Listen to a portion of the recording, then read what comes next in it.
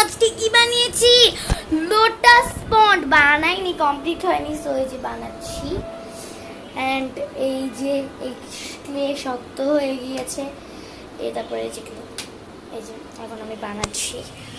So খুবই fun লাগতেছে আমার কাছে। আমার এটা ভাইরাল, এটা অনেক ধরনের হয় আমি দেখেছি।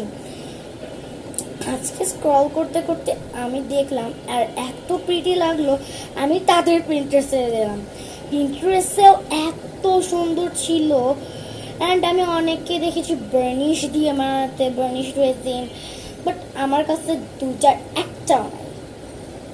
সো আমি নর্মালি এই যে এই যে ছোট্ট একটা কাপের মধ্যে blue colour and white colour mixed করে এরকম একটা শেড বানিয়েছি, কিন্তু তাও আমার অনেকটুকুই শাইনি লাগতেছে আমার, অ্যান্ড আমি খুবই হ্যাপি। অ্যান্ড এটা এতটাই সুন্দর ছিল প্রিন্টারেস্টে, বলে বুঝাতে পারবো না গাইস।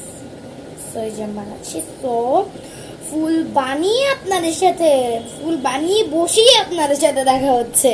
সো আমার এখন পুরো কমপ্লিট হয়নি, আমি একটা বানিয়েছি। অ্যান্ড ফুল বানানোর টেকনিকটা চলেন আপনাদেরকে দেখিয়ে দিই। ফুল বানানোর টেকনিকটা আসলে অনেকটাই ইজি। প্রথমে আমি গোল করলাম, যে সার্কেল করবেন এবং ও মাই গশ কোনো একটা কলমের পিছন দিয়ে এরকম করে দিয়ে দেবেন। আমি ম্যাটাডোর ওয়ার্ক মার্কটা নিয়েছি। সো তারপর উঠিয়ে নেবেন, তারপর দেখুন লক, তারপর এখানে বসিয়ে দিবেন, শেষ। খুব ইজি।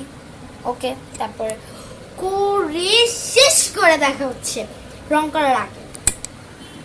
আমার শেষ।